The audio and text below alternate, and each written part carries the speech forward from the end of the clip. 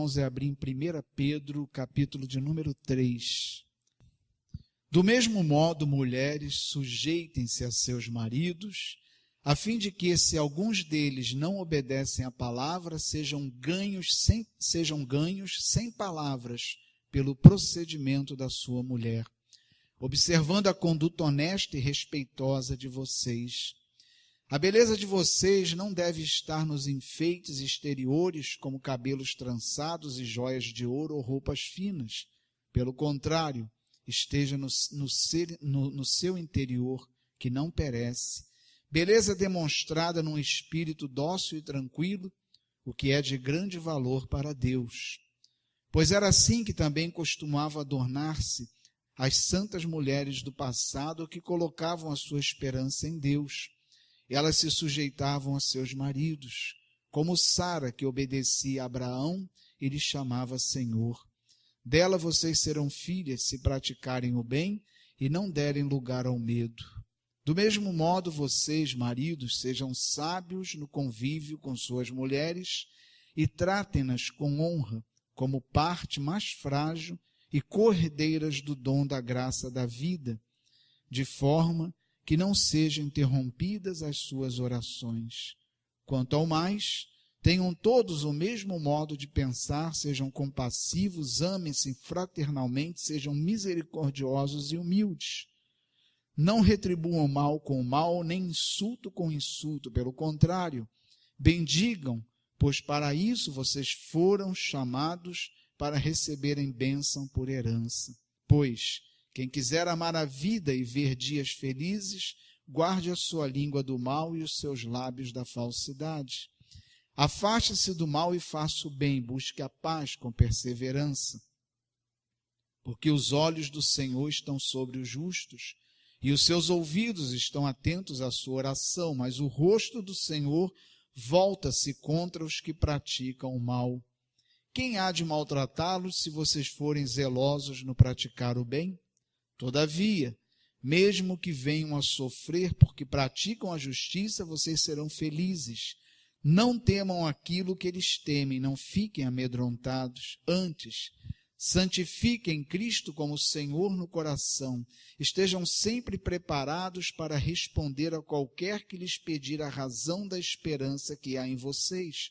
Contudo, façam isso com mansidão e respeito, conservando boa consciência, de forma que os que falam maldosamente contra o bom procedimento de vocês, porque estão em Cristo, fiquem envergonhados de suas calúnias. É melhor sofrer por fazer o bem, se for da vontade de Deus, do que por fazer o mal. Pois também Cristo sofreu pelos pecados uma vez por todas, o justo pelos injustos, para conduzir-nos a Deus. Ele foi morto no corpo, mas vivificado pelo Espírito, no qual também foi e pregou aos espíritos em prisão, os que há muito tempo desobedeceram, quando Deus esperava pacientemente nos dias de Noé, enquanto a arca era construída. Nela apenas algumas pessoas, a saber 8, foram salvas por meio da água. E isso é representado pelo batismo, que agora também salva vocês.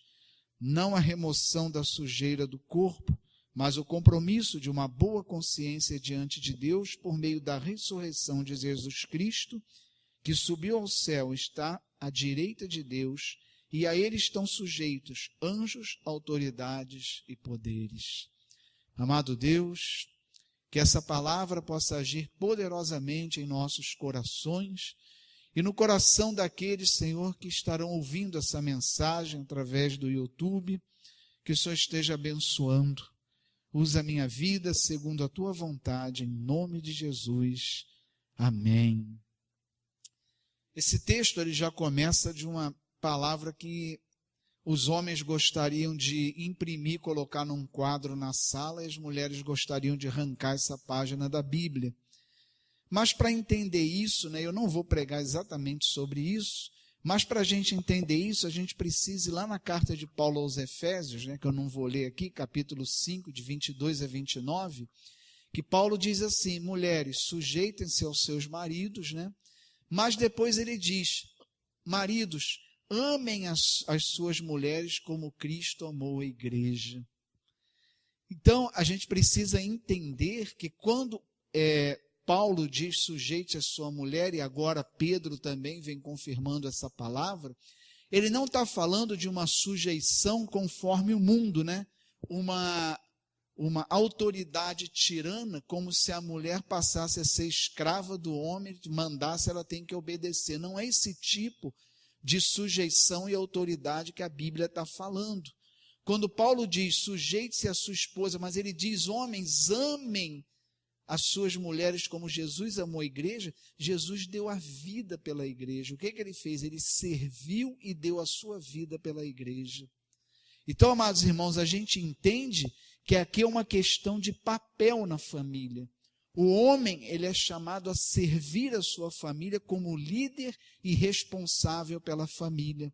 E a mulher é chamada a ser a sua auxiliadora, ou seja, aí eu faço uma comparação, não teria como o pastor gerir uma igreja, se ele não fosse o líder da igreja, ele não teria como exercer o seu papel, se ele não tivesse numa função de liderança na igreja, não poderia. Assim mesmo o homem, se ele não for colocado como líder e responsável pela família, ele não tem como exercer o papel dele, que qual é esse papel? Ele é o sacerdote da família, aquele que tem que orar pela família, levar a sua família a Deus e trazer Deus para a sua família, e também é o responsável, aquele que protege a sua família e guarda, mas a mulher é sua auxiliadora. E no papel de auxiliadora, ela não está abaixo dele em importância, e sim em função.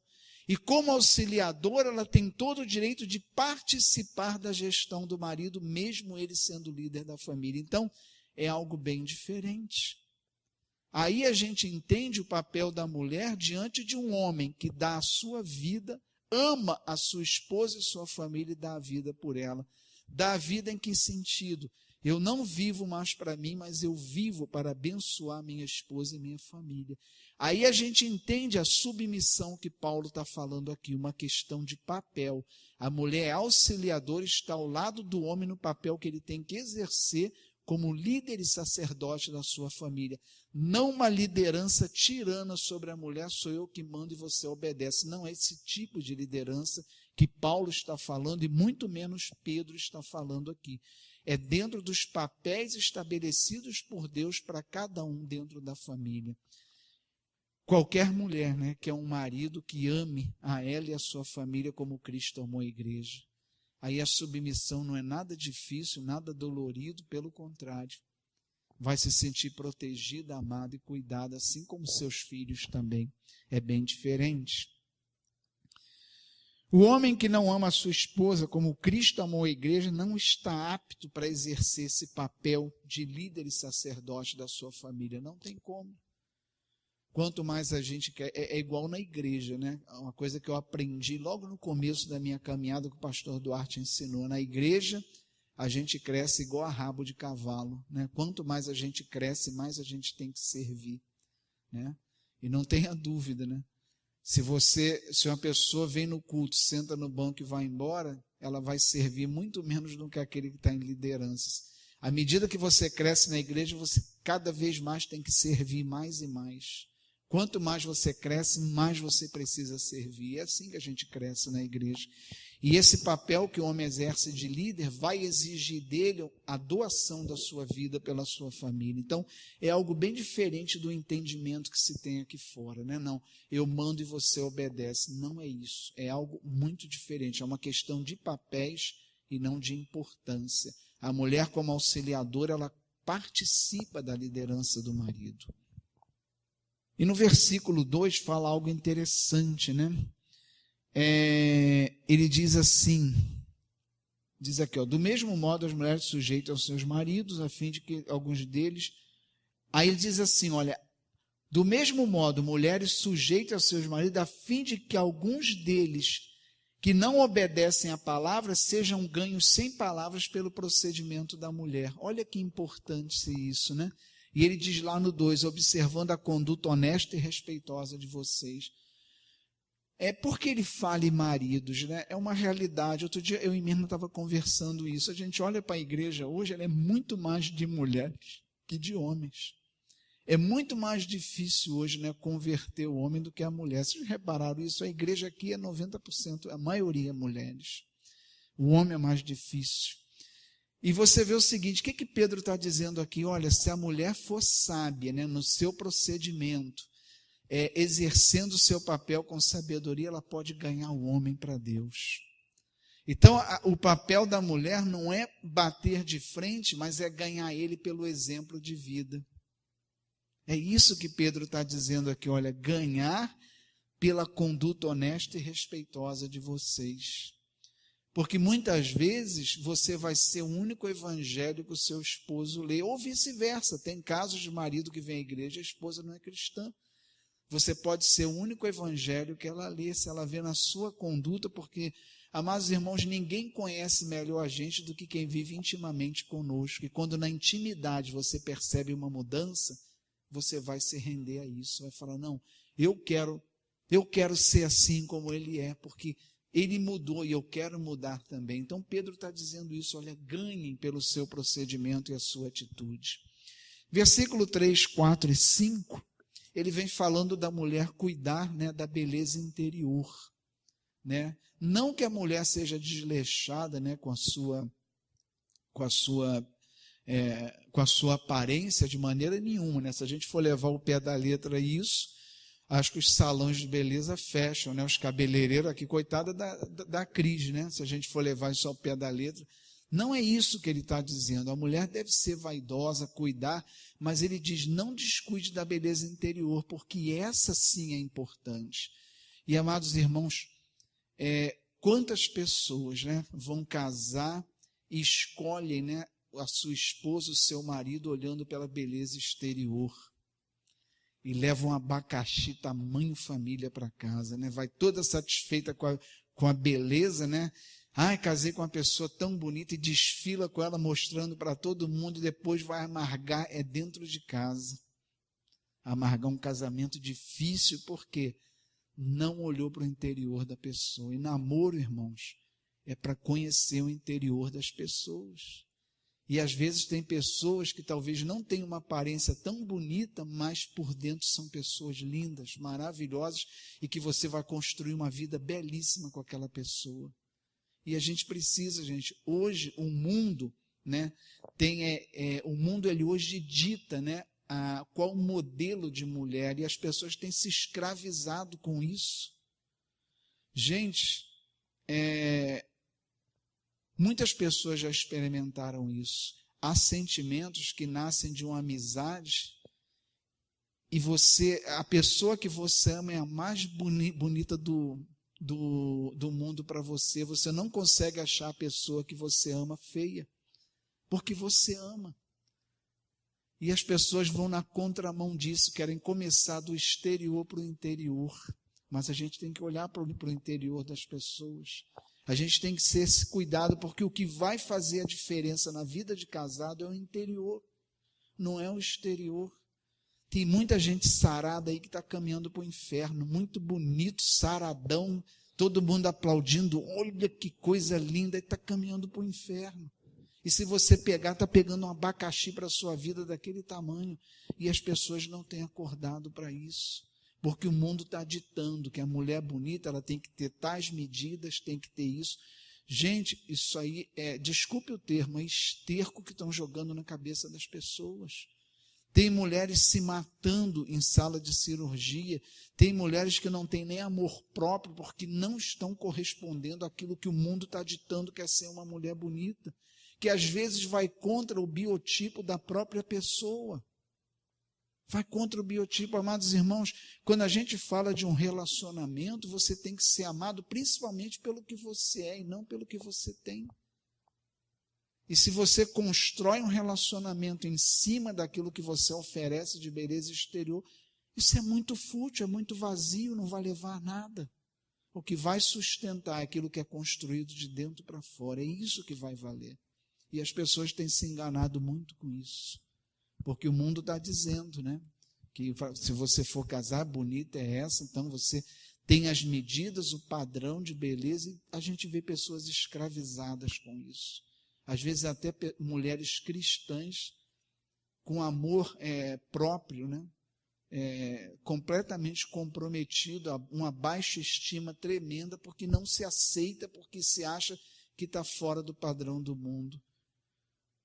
Pedro está falando, olha, o que importa é a beleza interior. É isso que vai fazer a diferença na sua vida, porque a exterior um dia vai acabar. Um dia vai acabar. Você não vai ficar saradão, saradona, bonitona o resto da vida, não. O tempo vai chegar e essa beleza vai embora, mas a interior não vai. E a gente precisa, o cristão não pode se levar por esse tipo de critério. Não pode. Versículo 7. Do mesmo modo, vocês, maridos, sejam sábios no convívio com as suas mulheres e tratem-nas com honra, como parte mais frágil, co-herdeiras do dom da graça da vida, de forma que não sejam interrompidas as suas orações. Pedro está falando, homens, sejam sábios, não interrompam a oração da sua esposa. Quando a gente fala de julgo desigual, isso aí tem um sentido muito mais amplo. Se o marido, mesmo não sendo cristão, o marido não sendo cristão, ele não vai ter um discernimento espiritual. Mas se ele for pelo menos esperto, ele não vai impedir a sua esposa de ir à igreja. Ou um homem, casado com uma mulher não cristã, se ela for no mínimo esperta, não vai impedir seu marido de ir à igreja, porque a sua vida vai ser abençoada. Às vezes o marido é ímpio, não é convertido, não é cristão, mas creia, ele é abençoado pela fé da sua esposa, pela vida com Deus da sua esposa e vice-versa. Mulheres que não se converteram, mas o marido é cristão, ela está sendo abençoada. Então, se for esperto e esperta, não impeça de ir à igreja não, porque você está fechando a bênção para a sua vida, E a gente precisa, se não é por entendimento, que seja por esperteza, E ele diz para honrar a mulher. O que é honrar? Honrar a mulher é tratar a mulher com respeito que ela merece e reconhecer o valor que ela tem. A pior coisa que tem é quando você perde o respeito pela pessoa. Eu ouvi de um padre psicólogo que dedicou sua vida toda à família. Ele disse, olha, eu já vi muitos casamentos e até que a morte separe sem amor, mas nunca vi um casamento que sobrevivesse sem respeito. Se o respeito acabou, acabou tudo.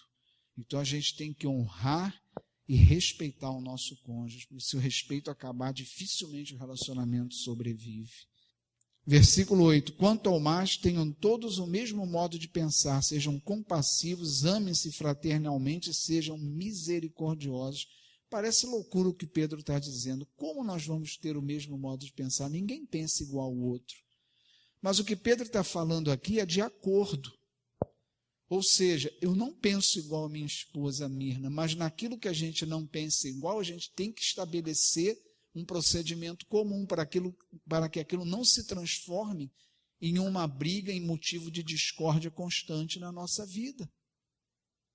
E eu confesso, no início do nosso casamento, a gente tinha muita dificuldade, porque a gente era diferente, vinha de experiências diferentes, e todo início de relacionamento é uma bagagem que você traz que vai conflitar uma com a do outro. E se você não tiver sabedoria para lidar com isso, fica difícil. Por isso os primeiros anos de um relacionamento são muito difíceis.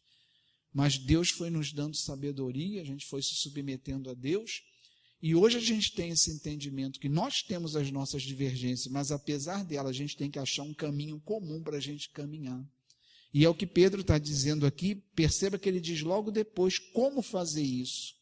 Quanto mais tenham todos o mesmo modo de pensar. De que forma? Sendo compassivo, amando-se fraternalmente, sendo misericordiosos e humildes. Sem humildade não tem acordo.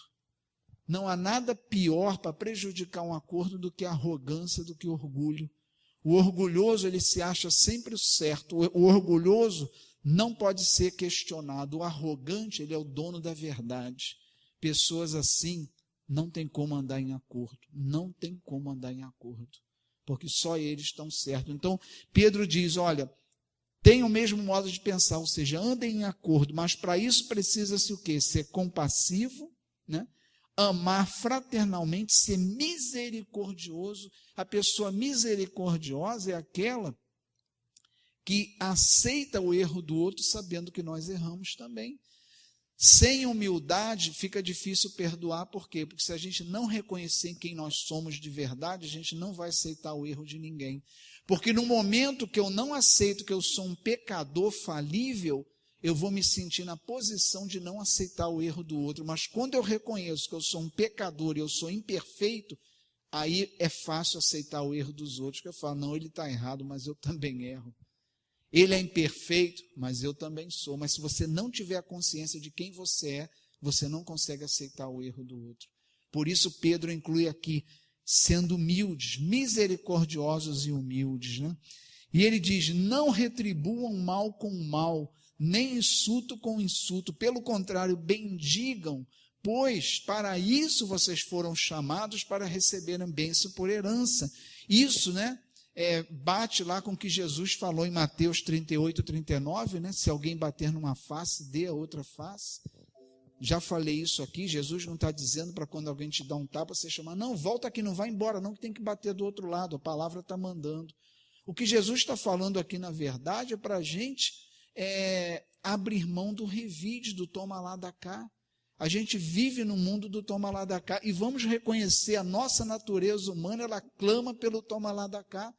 Quando alguém faz alguma coisa conosco, o nosso velho homem, né, a velha natureza, a velha mulher, ela sacode logo e responde, não deixa isso não, ele fez isso e responde. Seja no trânsito, né, seja numa fila, alguém entrou na tua frente, o velho homem, a velha mulher, dá logo uma sacudida dentro de você. Pô, tu vai ficar calado? Como é que você vai aturar isso? Vai levar desaforo para casa? Mas Jesus, né? Tanto Jesus lá em Mateus, capítulo 5, 38 e 39, vocês ouviram o que foi dito, olho por olho, dente por dente, mas eu lhes digo, não resistam ao perverso, se alguém ferir a face direita, ofereça-lhe também a esquerda, ou seja, abra mão do revide, do toma lá da cá. E a gente precisa, e Pedro está chamando a isso, Pedro foi ensinado, foi discípulo de Jesus, não podia ensinar diferente. Ele está dizendo, abra mão disso, porque você foi chamado para ser uma pessoa diferente. A gente não abre mão. Ah, mas então o cristão vai levar prejuízo a vida toda? Amados irmãos, quando a gente abre mão da nossa justiça, Deus entra com a justiça dele sobre a nossa vida. A gente vai ser honrado. Pode não ser honrado agora, mas lá na frente a gente vai ser. Deus não descuida da gente. Deus não é nenhum carrasco que quer que todo mundo dê na nossa cara e fique por isso mesmo.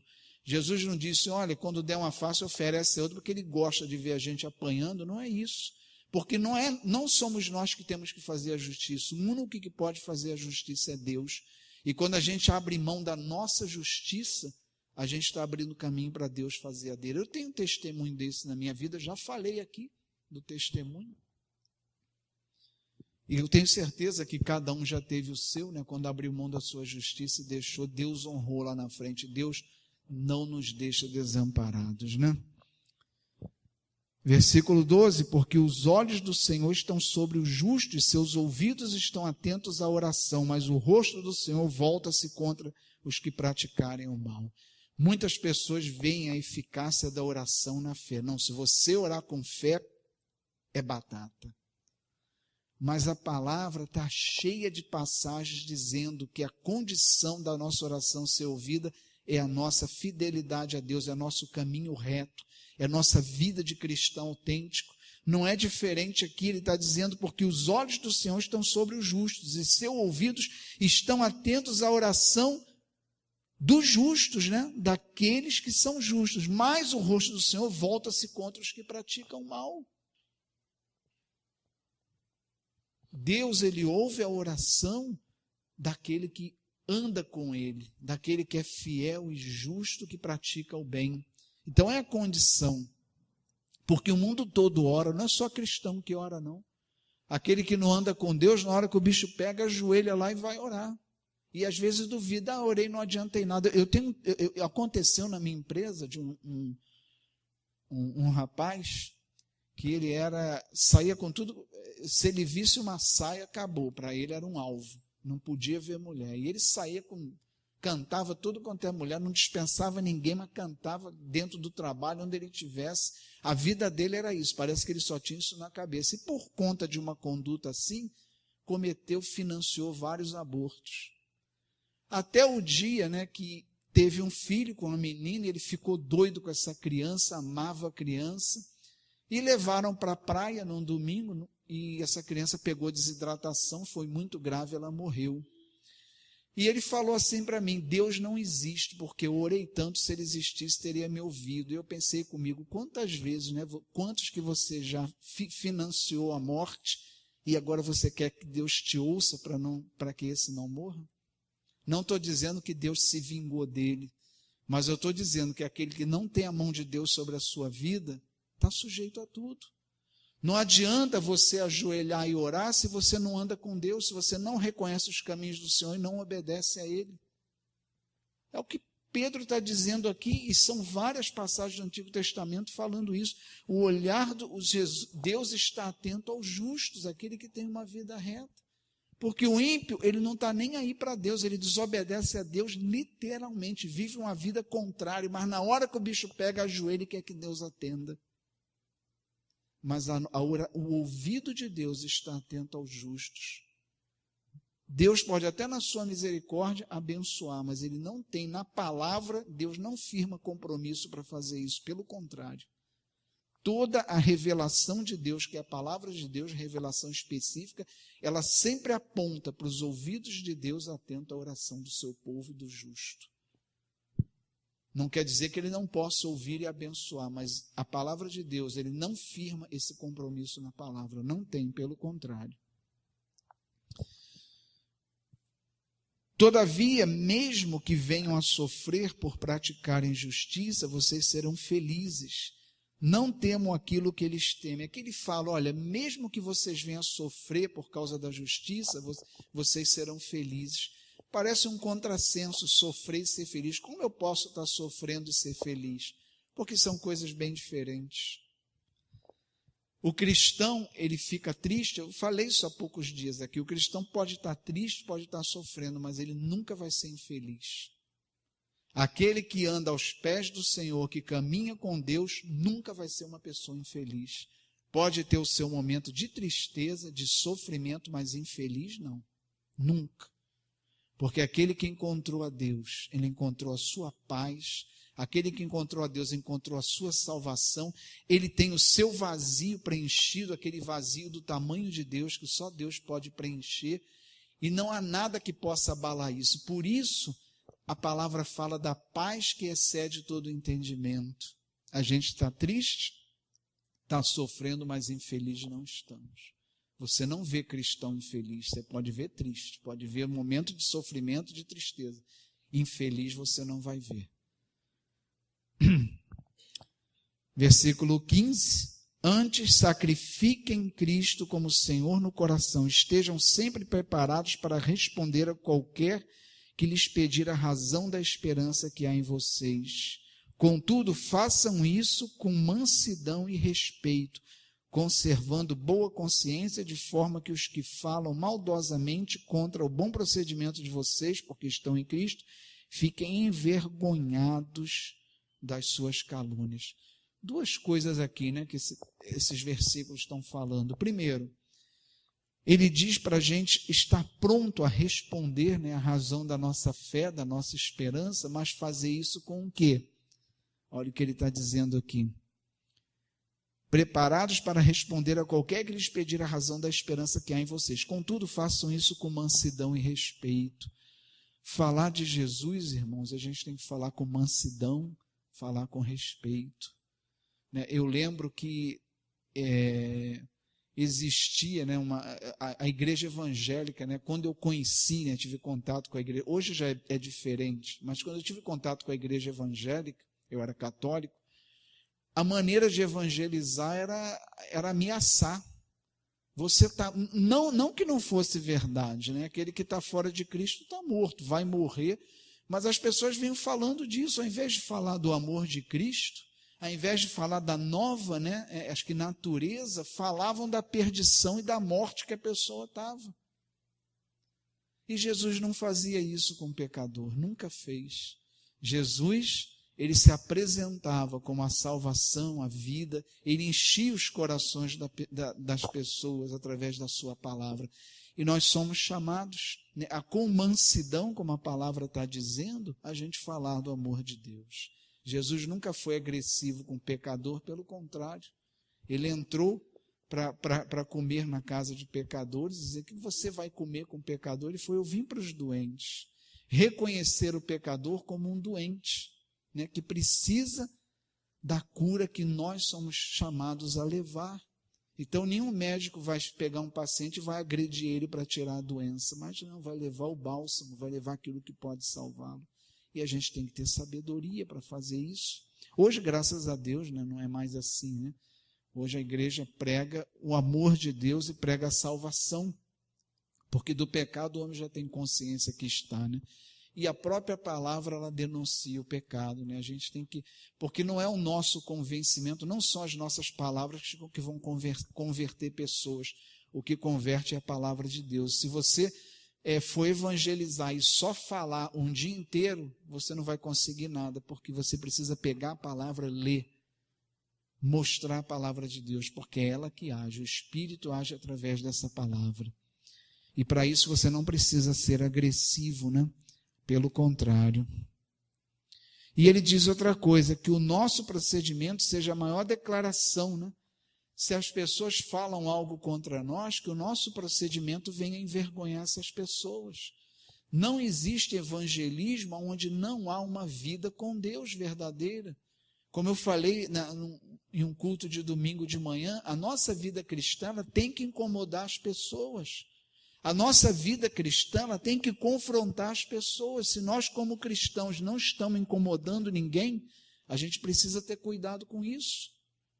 Porque se a gente tem uma conduta, se os nossos posicionamentos, aquilo que a gente fala e aquilo que a gente faz é conforme a palavra de Deus, não tem como não entrar em choque com o mundo, porque o que é vivido e falado lá é totalmente diferente. Então, é natural que a nossa maneira de falar entre em choque com as pessoas. E é isso que vai fazer de nós evangelistas, porque a primeira coisa que tem que testemunhar é a nossa vida, para que a gente tenha a oportunidade de pregar a palavra de Deus. Porque aquele que não vive, ele perde o direito de pregar, porque a pessoa vai falar: você está pregando tudo isso, mas você não vive. Quem é você para dizer isso, né? Se você não vive.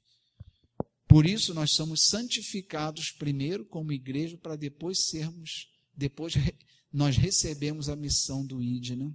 Primeiro somos convertidos e santificados por Deus. E no 17, 18 ele diz: é melhor sofrer por fazer o bem, se for a vontade de Deus, do que por fazer o mal. Pois também Cristo sofreu pelos pecados, uma vez por todos, o justo pelos injustos, para conduzir-nos a Deus.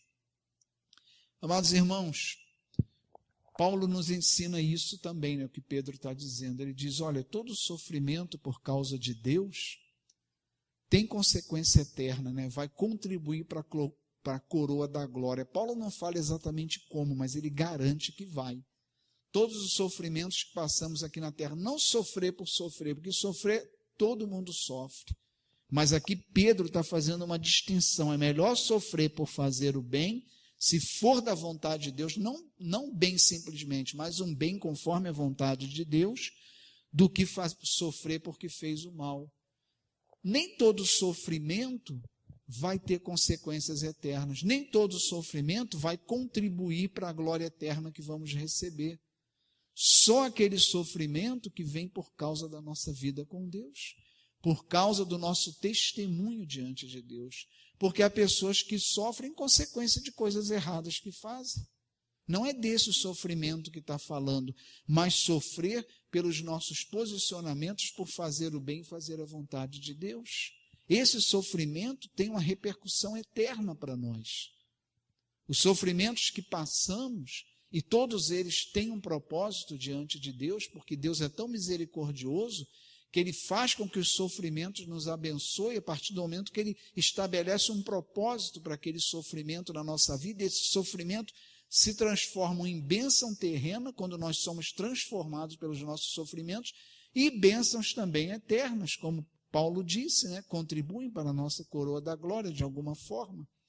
Mas é claro, o mundo está sofrendo aí, não está contribuindo em nada para a sua eternidade, porque é um sofrimento que não tem nada a ver com Deus. Sofrem por andarem no pecado, pelas suas decisões erradas e pelo mal que fazem.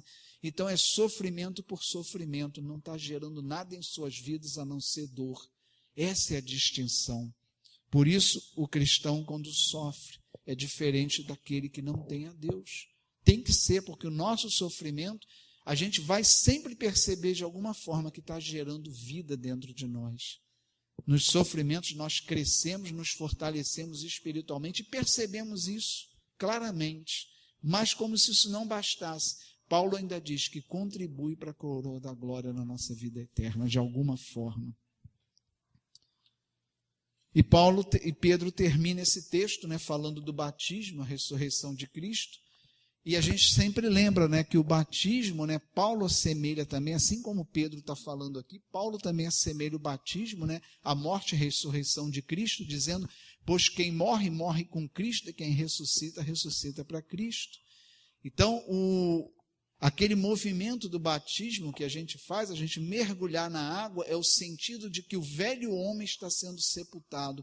E quando a gente levanta da água, está levantando em novidade de vida. É um novo ser, uma nova natureza que é colocada em nós. Lembrando, que o batismo ele é a manifestação de algo que já aconteceu na vida das pessoas. Aquela água ali não tem poder sobrenatural algum, porque aquilo ali é um sinal de algo que aconteceu, que foi a conversão. O que Jesus diz? Para pregar o evangelho, e todo aquele que se converter e for batizado, Jesus bota no mesmo pacote. No mesmo pacote. Por isso as pessoas perguntam, eu posso receber a comunhão sem ser batizado? É uma pergunta que mal dá para responder, porque entende-se que uma vez que você se converteu, você já tem que procurar o batismo. Porque a ordem de Jesus, por que o batismo tem que vir imediatamente à conversão? Porque é a declaração pública de que você aceitou Jesus.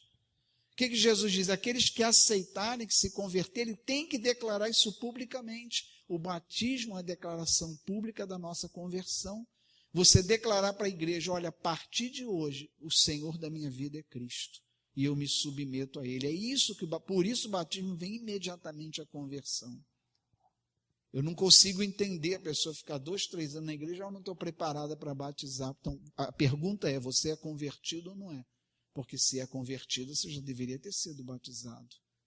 Então, a pergunta, a comunhão pode vir, a ceia pode vir antes do batismo? Se vier, porque você já está errado, porque já deveria ter sido batizado. A gente precisa ter esse entendimento claro.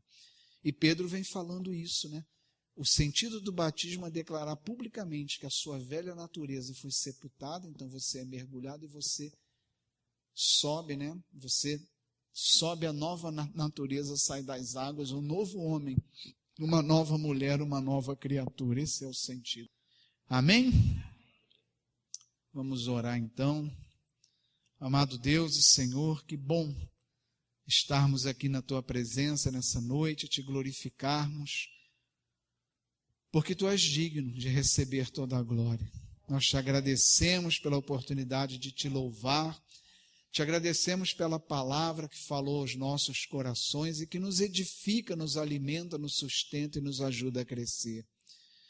Cuida de nós, Senhor, nesse mundo tão difícil, tão perigoso, que o Senhor nos proteja de todos os perigos, nos leve em segurança para os nossos lares, guarde a nossa vida, de nossa família, de todos os perigos, mas, sobretudo, Senhor, nos livra de todo o mal. Que a bênção de Deus Todo-Poderoso, Pai, Filho e Espírito Santo, desça sobre nós, sobre as nossas famílias e permaneça para sempre. Amém. Vamos em paz, que o Senhor nos acompanhe.